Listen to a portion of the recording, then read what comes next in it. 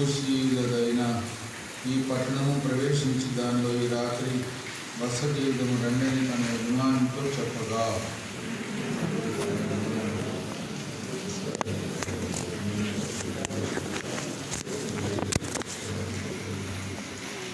మరియు అతడు నీవు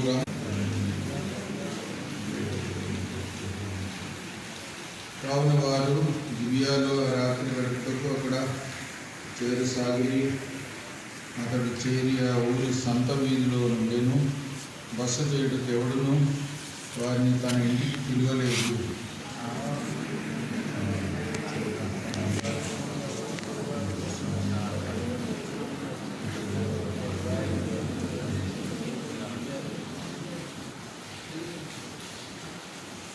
అతడు కనులెత్తి ఊరి సంత వీధిలో ప్రయాణస్తుడైన ఆ మనిషిని చూచి, నువ్వు ఎక్కడికి వెళుతున్నావు? నువ్వు ఎక్కడి నుండి వచ్చితివి అని అడిగాడు.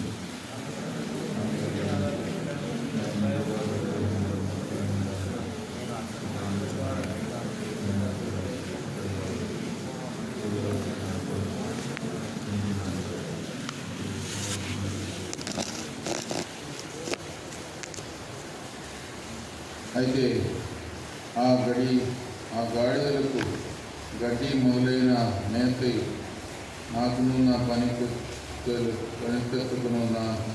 నీ దాసులతో కూడా ఉన్న నా నౌకరులకును ఆహారం ద్రాక్షారసము ఉన్నవి, ఏది తక్కువ లేదని అతనితో చెప్పగా,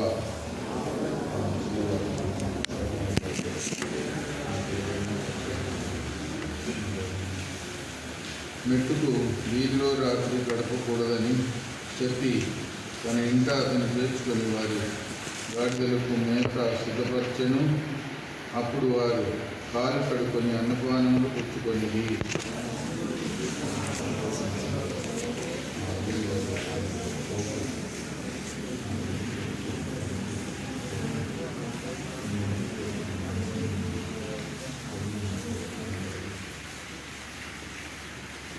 ఇంటి యజమానుడైన మనుషుడు వారి వద్దకు బయలువెళ్ళి, నా సహోదరులారా, అది కూడదు, అతి దుష్కార్యం చేయకూడదు.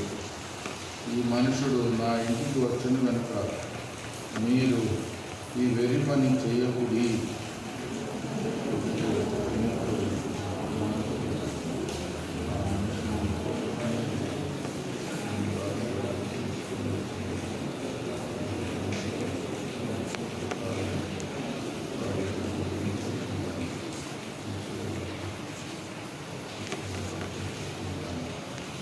అతని మాట వినుటకు వారికి మనసు లేకపోయింది కనుక ఆ మనుషుడు బయట ఉన్నవారి వద్దకు తన ఉపపత్నిని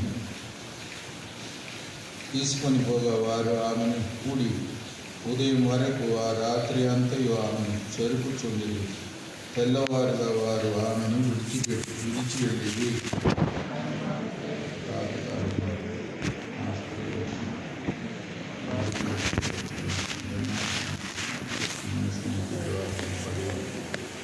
ఉదయమున ఆమె యజమానుడు లేచి ఇంటి తలుపులను తీసి తన త్రోవను వెళ్ళుటకు బయలుదేరగా, అతని ఉపపత్ని అయిన స్త్రీ ఇంటి ద్వారం వద్ద పడి చేతులు గడప మీద చాపి ఉండేది. అతడు వెళ్ళుమనగా గాడి మీద ఇంచి అతడు తన ఇంటికి వచ్చినప్పుడు కత్తి పట్టుకొని తన ఉపపత్నిని తీసుకొని ఆమె కీళ్ళ ప్రకారం 12 ముక్కలుగా కోసి ఇశ్రాయేలు దిక్కులన్నిటికీ ఆ ముక్కలను పంపింది. అప్పుడు దాన్ని చూసిన ఇశ్రాయేలు ఐగుప్తు దేశంలో ఉన్నట్టుగా జరుగుతుంది. ఇది మనసుకు తెచ్చుకొని దీన్ని బట్టి ఆలోచన తెలుసుకుని మాట్లాడాలని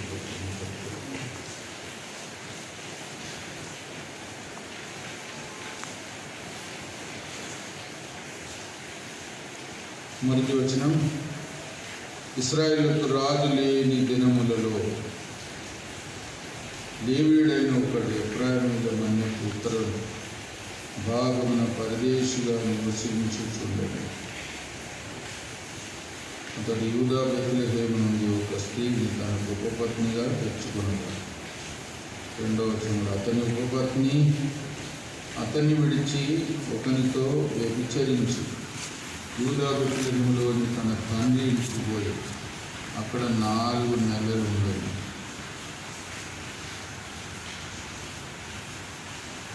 రాజు లేని సమయం, అందరూ విచ్చలవిడిగా జీవించే సమయం, న్యాయాధిపతి కూడా లేని సమయం. ఇంకా వారి జీవితము ఒక విధంగా చెప్పాలంటే కనానీయుల జీవితాల కంటే ఘోరమైపోయింది. కనానీయులను దేవుడు ఎందుకు వెలగొట్టి ఇశ్రాయేలుకు వారి దేశం అప్పగించాడంటే వారి దుష్టత్వమును బట్టి. ఇప్పుడు వారికంటే దుష్టులైపోయారు. ఎంత ఘోరమైన విషయాలు ఇశ్రాయేలు మధ్యలో జరుగుతుంది. లేవీయుడు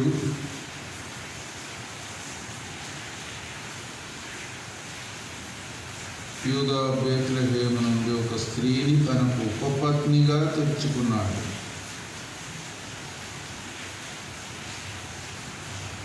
పెళ్లి చేసుకున్నాడని కూడా లేదు, ఉపపత్ని.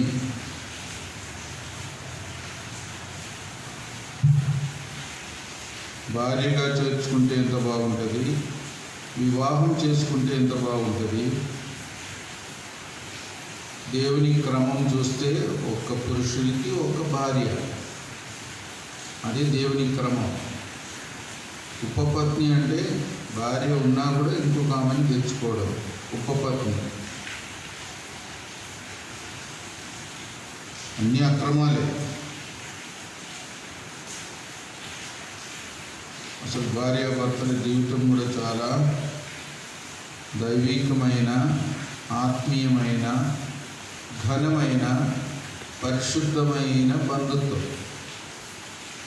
అలాగ చేయలేకపోతున్నారు. లేవీయుడే అట్లా చేయలేకపోతున్నాడంటే ఇంకా వేరే వాళ్ళ సంగతి ఏంటి? అంత ఘోరం.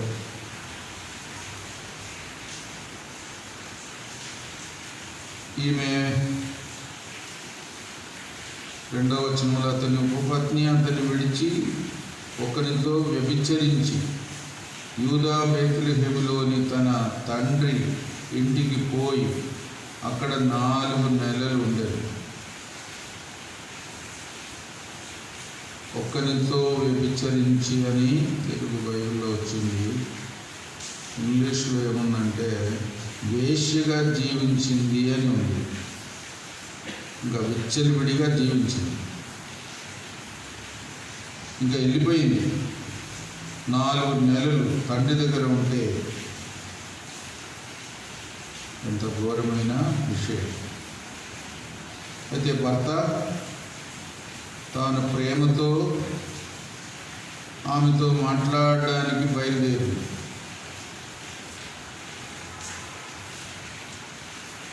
ఆయన కొంచెం నెమ్మది గలవాడు, సమాధానం కొరకు క్షమించడానికి కూడా సిద్ధ మనసు గలవాడు. ఎట్లయినా తన భార్యను తెచ్చుకోవాలా, సమాధానంగా జీవించాలని ఆశపడిన వ్యక్తి. సమాధానం సమకూరు కొరకు ప్రయాసపడ్డాడు. ఒక విధంగా తన మట్టుకు చూస్తే అది ఒక గొప్ప కార్యం, ఒక మంచి కార్యం. దేవుడు మనకిచ్చిన పరిచర్య కూడా సమాధానపరిచే పరిచర్య అన్నమాట. ఇక్కడ సమాధానపరిచే పరిచర్య. 2 కొరింథీ 5వ అధ్యాయం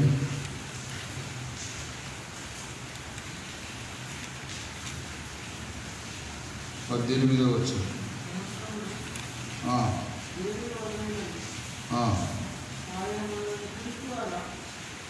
క్రీస్తు ద్వారా తనతో సమాధానపరుచుకొని ఆ సమాధానపరచు పరిచర్యను మాకు అనుగ్రహించారు. అదేమనగా మోపక కొంచెం దేవుని ఉద్దేశం ఏంటి? లోకమంతటిని తనతో సమాధానపరచుకోవాలి. లోకమంతా తనకు విరోధంగా ఉన్నప్పటికీ లోకమంతటికి పోయి ఎవరన్నా చెప్పాలా, మీరు దేవునితో సమాధానపడడానికి రావచ్చు, మీరు దేవునితో సమాధానపడడానికి ఏం ప్రయాసపడనక్కర్లే, క్రయం చెల్లించక్కర్లే, కష్టపడక్కర్లే. యేసు ప్రభు సిలువలో చనిపోయి దేవుడు తన కుమారుని మీద మీ అపరాధములన్నీ మోపి, మీ శిక్ష అంతా మోపి చనిపోయేటట్టు చేశాడు, తిరిగి లేచేటట్టు కూడా చేశాడు. ఇప్పుడు యేసు ప్రభు ద్వారా మీరు తండ్రి దగ్గరికి వస్తే మీకు సమాధానం, మీకు ఐక్యత, మీకు దేవుని ప్రేమ, దేవుని రాజ్యం దొరుకుతుంది. రండి అని పిలిచేదే మన సేవ. లోకమంతటిని పిలవాలి. అందరిని పిలుస్తారా? అందరిని పిలుస్తారా?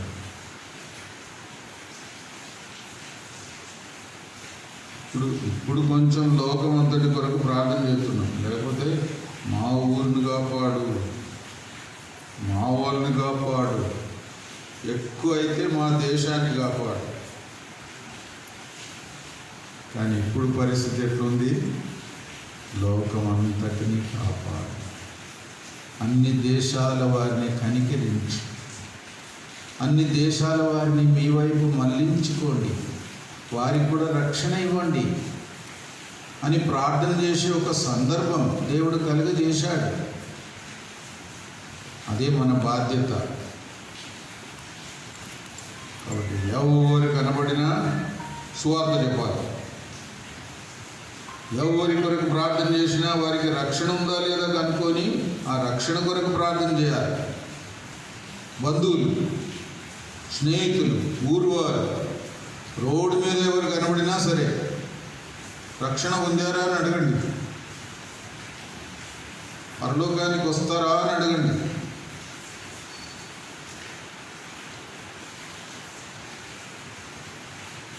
కొన్నిసార్లు మేము ఎక్కడైనా ప్రయాణం చేసేటప్పుడు ఆ చెక్ పోస్ట్ దగ్గర ఆగుతాం.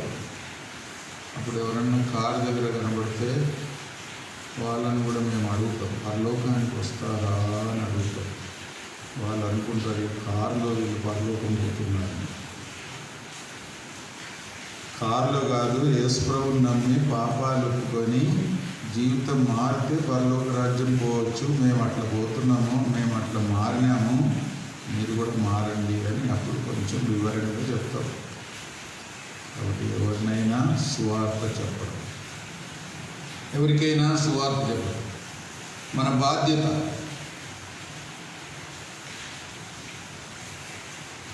తర్వాత తండ్రి, ఉపపత్ని యొక్క తండ్రి 3 రోజులు ఉన్న తర్వాత కూడా ఆయనకు తృప్తి లేదు. ఏదో బ్రతిములాడుతున్నాడు, ఇంకా 2 రోజులు ఉండండి, ఇంకా 5 రోజులైనా కూడా పోతా అంటే ఇంకా ఉండండి అంటాడు. ఎన్ని రోజులు ఉంటారబ్బా? ఒకటే కూర పెట్టాడు అనుకుంటారు. ఇంకా అల్లుడికి కూడా అంత తృప్తి లేదు. ప్రతిరోజు ఇదే కూర పెడుతున్నాడు, ఇంకెన్ని రోజులు తినాలి అబ్బాయి కూర, ఈ అన్నము అని కొంత బాధపడుతున్నాడు ఏమో. కానీ 5వ రోజు మాత్రం ఇంకా నేను ఉండలేను, నేను వెళ్ళిపోతాను అన్నాడు. అప్పటికే మధ్యాహ్నం అయిపోయింది. ఇక బయలుదేరాడు, విసిగిపోయాడు. కాబట్టి మనము ప్రజలను విసిగించకూడదు.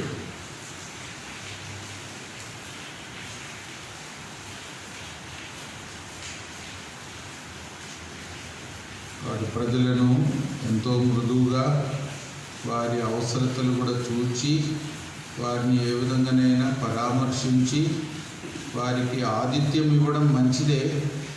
ఆతిథ్యం ఇవ్వడం కూడా ఒక గొప్ప ధన్యత. అయితే విసిగించకూడదు. ఆతిథ్యం ఇచ్చి ఎవరో దూతలకు ఆతిథ్యం ఇచ్చే ధన్యత పొందుకున్నాడు కదా. ఎవరది? అబ్రహాము. చదవండి హెబ్రీ 13.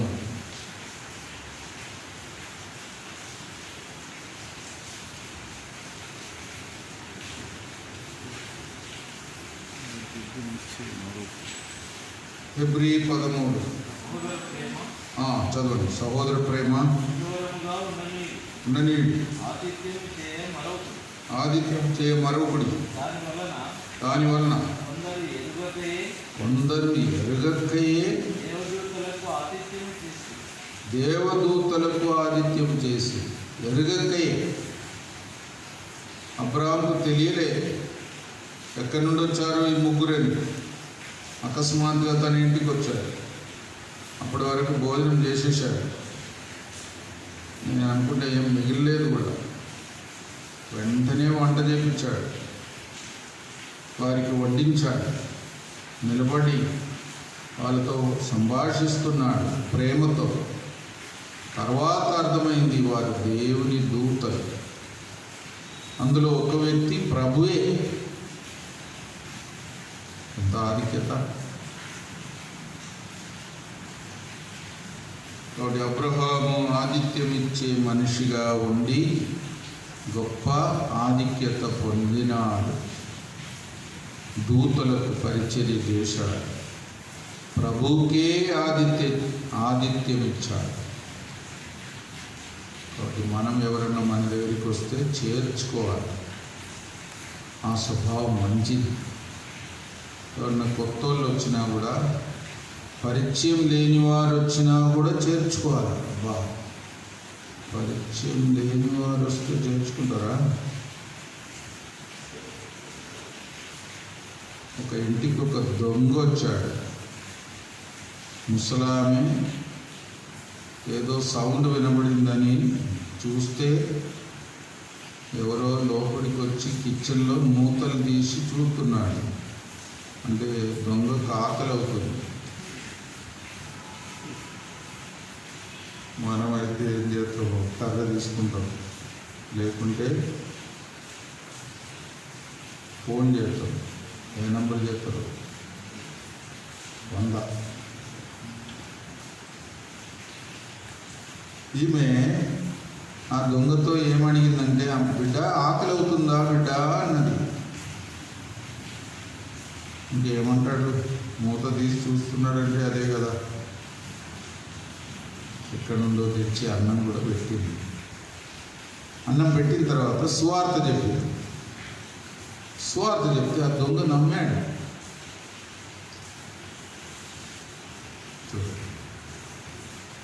అప్పటి వరకు ఆ దొంగ మనసు కరిగిపోయింది. ఇట్లా ప్రేమించేవారు కూడా ఉంటారా? దొంగకు కూడా అన్నం పెడతారా?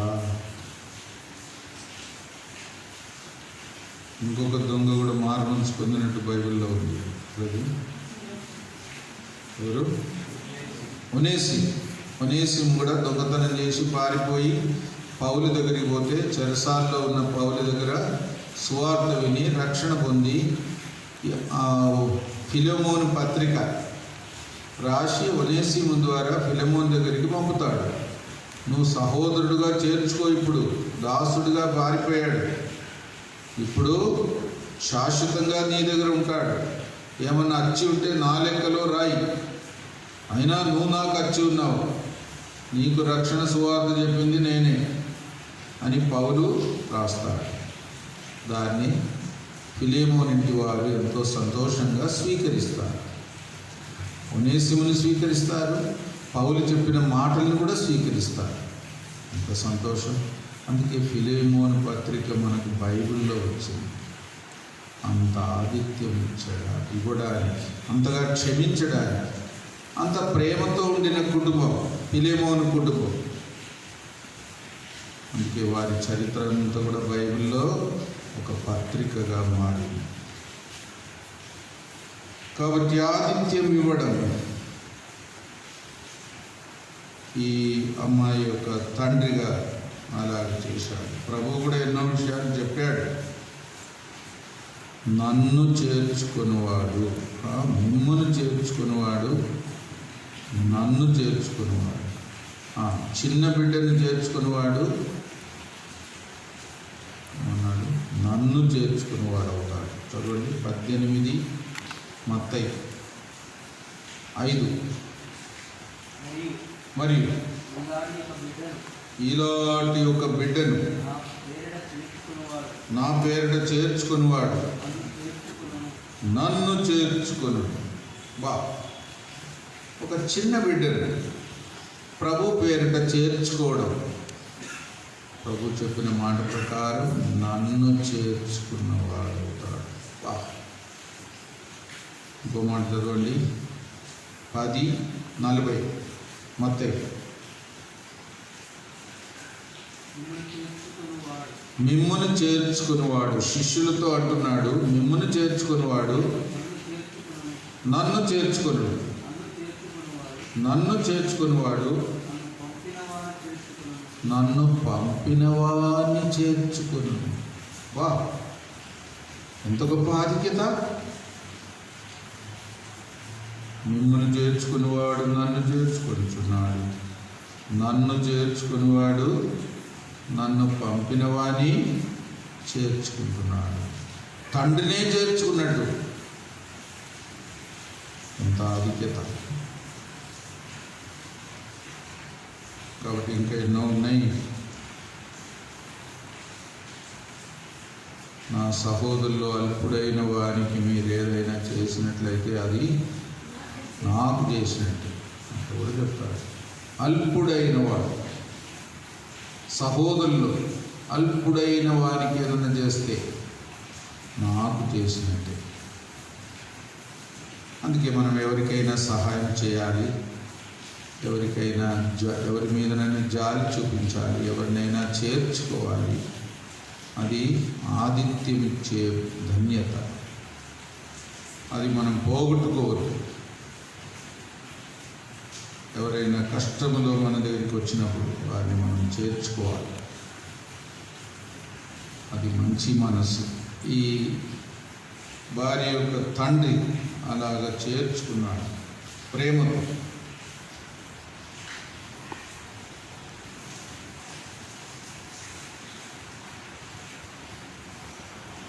తండ్రి లాంటి మనసు, అది కూడా ఒక మంచి మనసు. తన కూతురు కుటుంబం కట్టబడుతుంది అని తనకొక బాధ్యత, అదే సమయంలో తనకొక ఆశ. కూతురు తప్పు చేసినా కూడా ఆమెను ఎట్లయినా సమకూర్చి భర్తతో కలిపి కుటుంబం మంచిగా ఉండేటట్టు చూడాలని తండ్రి మనసు, చాలా విశాలమైన మనసు. కాబట్టి తండ్రి లాంటి మనసు ఉండాలి. అనేకులు తండ్రులు లేరు అంటాడు పౌలు. బోధకులు ఉన్నారు కానీ తండ్రులు అనేకులు లేరు. చదవండి ఆ మాట. 1 కొరింథీ 4:15.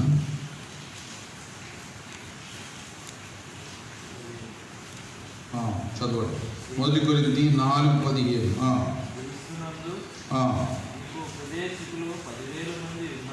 10,000 మంది ఉన్నను తండ్రులు అనేకులు లేరు.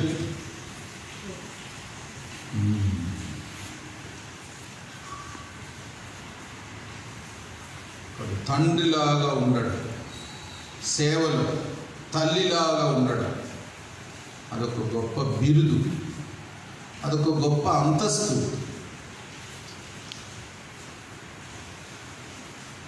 సేవకులంటే ఒక విధంగా ఆత్మీయ తండ్రి, ఆత్మీయ తల్లి. తల్లి తండ్రి పిల్లలకు మంచి ఈవులు ఇస్తారు, చెడ్డదివ్వరు. తల్లి తండ్రి పిల్లల యొక్క అవసరతలు తీరుస్తారు. అదే తల్లిదండ్రుల యొక్క బాధ్యత. పిల్లల దగ్గర నుండి ఏది ఆశపడరు. తల్లి తండ్రి అంటే అదే, పిల్లల యొక్క అవసరత తీర్చాలి. ఏమన్నా ఉంటే వాళ్ళకి ఇవ్వాలి. వాళ్ళ దగ్గర ఏం తీసుకునేది కాదు తల్లిదండ్రుల యొక్క బాధ్యత. ఆ మాట కూడా చదవండి. 2 కొరింథీ 12:14.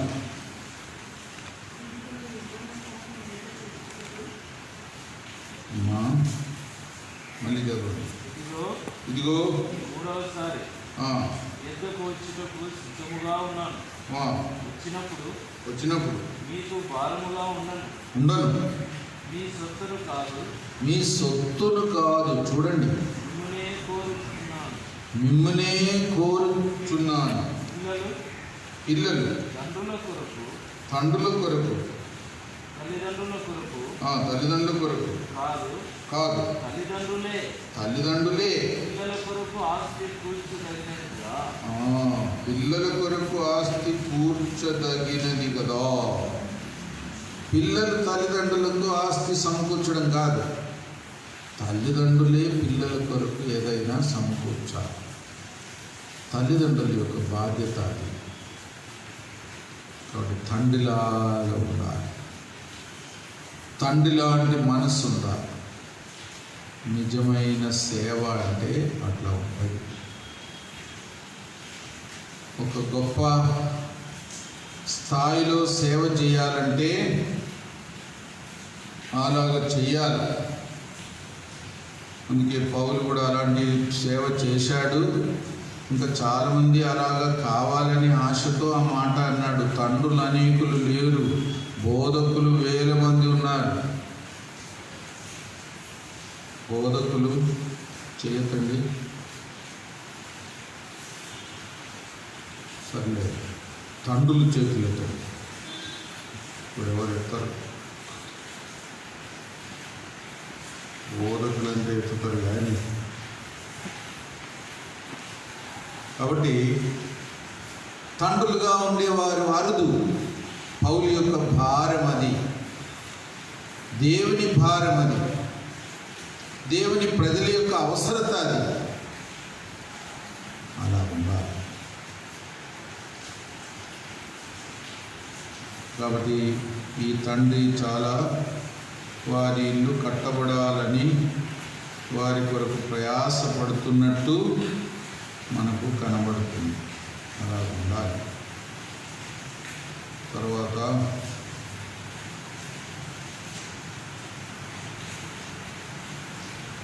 వీరు పోయిన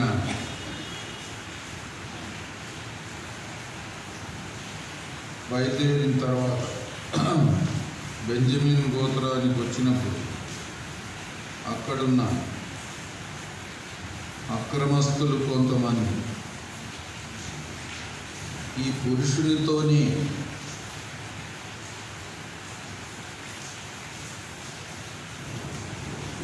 అక్రమ సంబంధం కలిగి ఉండాలని ఆశపడి వచ్చినట్టు చదువుతున్నాను. ఎంత ఘోరం అది! పురుషునితోని.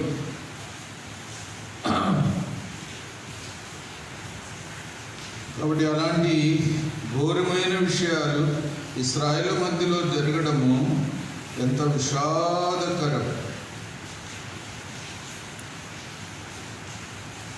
సొదొమ గొమొర్రా యొక్క పాపం అంటే అదే. పురుషులతో పురుషులు,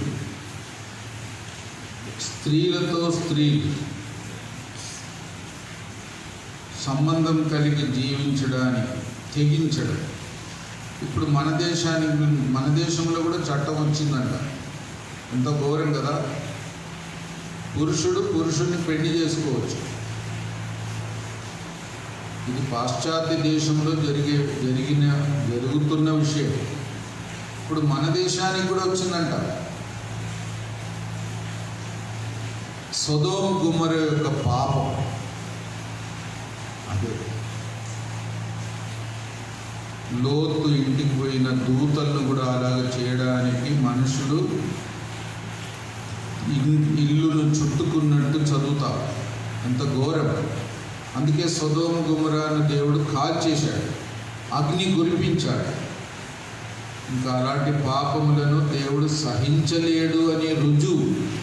ఇంకా సొదొమ గొమొర్రా లాగా అయిపోయారు ఇశ్రాయేల్ ప్రజలు.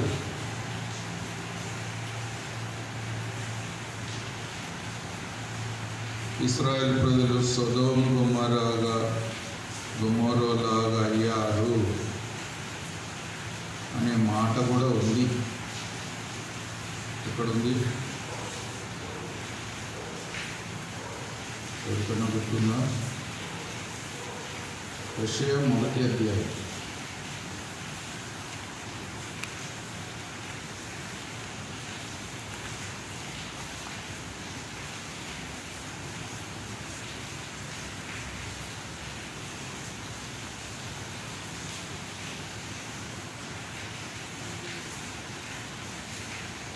చూడండి ఎన్నో వచనం. ఎన్నో వచనం? 9 చదవండి.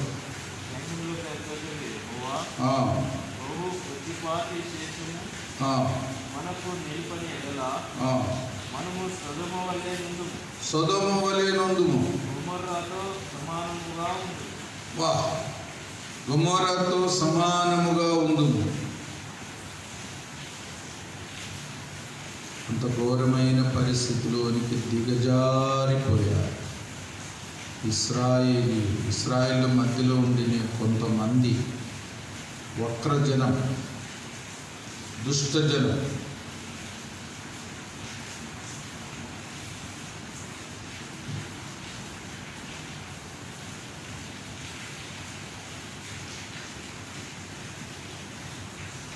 ఇంకా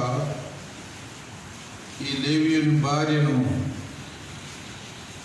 అప్పగించినప్పుడు రాత్రి అంతా ఆమెను చెడిపి ఆమెను తెల్లవారుజామున విడిచిపెట్టాడు. ఇంకా లేవీయుడు ఏం చేస్తాడు? తన గుండె బద్దలైపోయింది. తనకు వచ్చిన పరిస్థితిని బట్టి ఎంతో దుఃఖించాడు. ఆ దుఃఖం, ఆ అవమానం సహించలేక చాలా క్రూరమైన కార్యం కూడా చేశాడు. ఇంటికి వెళ్ళి తన ఉపపత్నిని 12 ముక్కలు చేసి 12 ముక్కలు ఒక్కొక్క గోత్రానికి పంపాడు.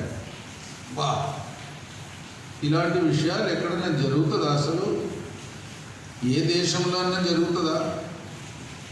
ఎవరైనా అట్లా చేస్తారా? చెయ్యరు. ఇశ్రాయేలు మధ్యలో జరిగింది. రాజు లేడు, ఎవరికి ఎట్లా ఇష్టమో అట్లా చేస్తూనే ఉన్నారు. ఎంత ఘోరమైన కార్యం! సొదొమ గొమొర్రాలో జరగని కార్యం కూడా ఇశ్రాయేలు మధ్యలో జరిగింది. ఎవరైనా భార్యను 12 ముక్కలు చేసి 12 గోత్రాలకు పంపుతారు.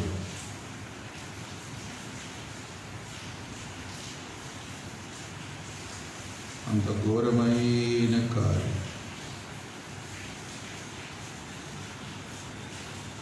ఇశ్రాయేలు మధ్యలో జరగడం. లోకాంతంలో కూడా ఎన్నో విషయాలు, విపరీతమైన విషయాలు జరుగుతాయి. అది కూడా బైబిల్లో ఉంది. యేసు ప్రభు రాకడ ముందు ఘోరమైన విషయాలు జరుగుతాయి. ఒకరినొకరు అప్పగించుకుంటారు, ఒకరినొకరు చంపుకుంటారు. తండ్రి పిల్లలను, పిల్లలు తల్లిదండ్రులను. అట్లా కూడా జరుగుతుంది. ప్రభు చెప్పినాడు. ఇవన్నిటినీ ఎదుర్కొని సహించి ప్రభు కొరకు నమ్మకంగా జీవించి ఎదురు చూచేవారే ప్రభు రాకడలో సంసిద్ధులవుతారు. అంత ఘోరం.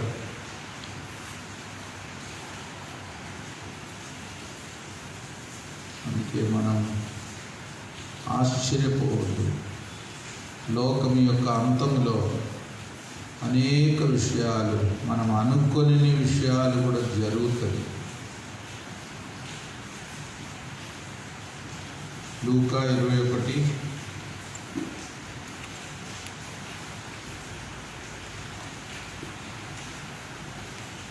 లూకా సువార్త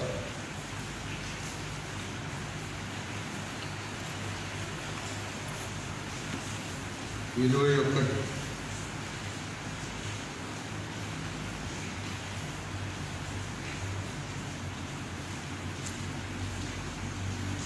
16 చదవండి.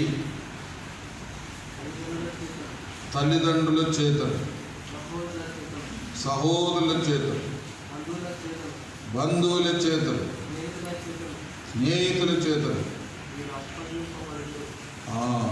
మీరు అప్పగింపబడదు. మీలో కొందరిని చంపింతులు. 17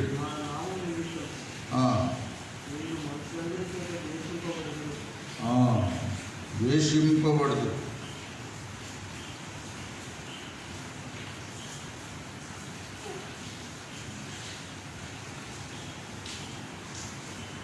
కాబట్టి ఎంత ఘోరమైన విషయాలు జరుగుతాయి.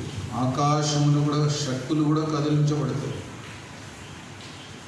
ఎన్నడూ జరగని విషయాలు అంత్య దినాల్లో జరుగుతాయి. కుటుంబస్తులు కూడా ద్వేషిస్తారు, ఒకరినొకరు అప్పగిస్తారు, ఒకరినొకరు చంపుకుంటారు. ఇవన్నీ జరుగుతుంది. ప్రభు చెప్పినాడు, ఆశ్చర్యపోవద్దు. చివరి దినాలు అన్నిటినీ సహించాలి, అన్నిటినీ ఎదుర్కోవాలి, ఓపికతో ఉండాలి. ప్రభు వస్తే చాలు, ఈ లోకమును నశింపజేస్తే చాలు. ఇలాంటి వ్యక్తులను దేవుడు తీర్పు దేవునికి తెస్తాడు. ఎవరు యథార్థంగా ప్రభు కొరకు జీవిస్తారో వాళ్ళు మాత్రమే మిగులుతారు, తక్కిన వారందరూ నశిస్తారు. అలాంటి పరిస్థితి కూడా రాబోతుంది. అందుకే ఈ దినాల్లో మనం కూడా హెచ్చరింపబడుతున్నాం. ఈ కరోనాని బట్టి కూడా ఎంతోమంది ప్రభు వైపు మరలకపోతే వారి పరిస్థితి ఇంకా ఘోరమవుతుంది, ఇంకా ఘోరమవుతుంది, ఇంకా బయలుదేరుతుంది. ఇంటి వాళ్ళే ఇంటి వారిని అప్పగిస్తారు. ఇంకా చాలా విషయాలు జరుగుతుంది. అందుకే ప్రభు రాకడ కొరకు సిద్ధపడేవారు ధన్యులు. సిద్ధపడేదే మనకు ముఖ్యమైన గురి. ఈ లోకాన్ని విడిచిపెట్టడానికి సిద్ధపడాలి, ఇక్కడ ఉండడానికి కాదు. అట్లా సిద్ధపడాలి, అనేకులను అలాగా సిద్ధపరచాలి. ప్రభు మనకు సహాయపడను కాక. ప్రార్థన చేయండి. కరోనా వ్యాధితో బాధపడుతున్న వారి కొరకు కూడా ప్రార్థన చేయండి.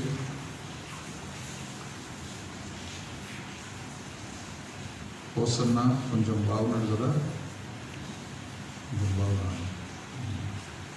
మోజస్సు, ఐజకు,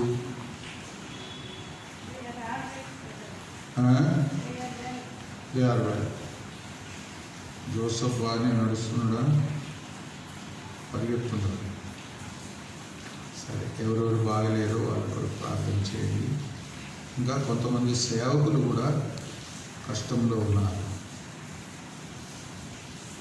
కూడా బాపట్ల సేవకుడు ప్రభువులో నిద్రించాడు. సహోదరి పిల్లల కొరకు ప్రార్థన చేయాలి. ఇప్పుడు అది కూడా మన బాధ్యత, ప్రార్థన చేయాలి.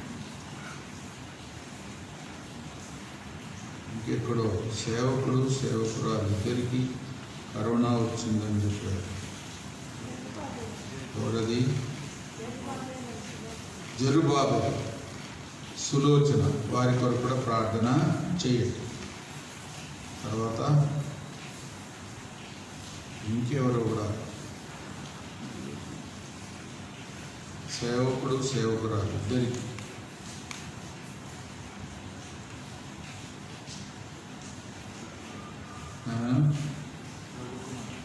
ప్రభు కుమార్ ఎక్కడది? పుత్తూరు. ప్రభు కుమారు పుత్తూరు అంటే చిత్తూరు జిల్లాలో. వారికి కూడా కరోనా వచ్చింది. వారి కొరకు కూడా ప్రార్థన చేయండి. ప్రభు కుమారు తన భార్య. ఇంకెవరైనా తెలిస్తే వారి కొరకు కూడా ప్రార్థన చేయండి. సహోదరుడు మొదలు పెట్టాడు.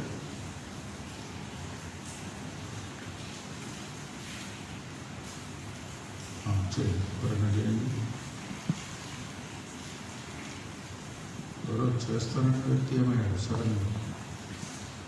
మహాపరిశుద్ధం తండ్రి, నమ్మకం దేవా, మీ ప్రియకుమారుడు యేసుక్రీస్తు వారికి ప్రశస్తనామలో ప్రభా ఈ ఉదయకాలం ప్రభావం చూపిస్తూ ఆరాధిస్తున్న ప్రభా దయల తండ్రి, లేఖన భాగం ద్వారా మీరు తేటగా స్పష్టంగా అందరూ మీరు మాట్లాడుతున్న ప్రభావం కాదు ప్రభావం జీవించినట్టు ఆరోగ్య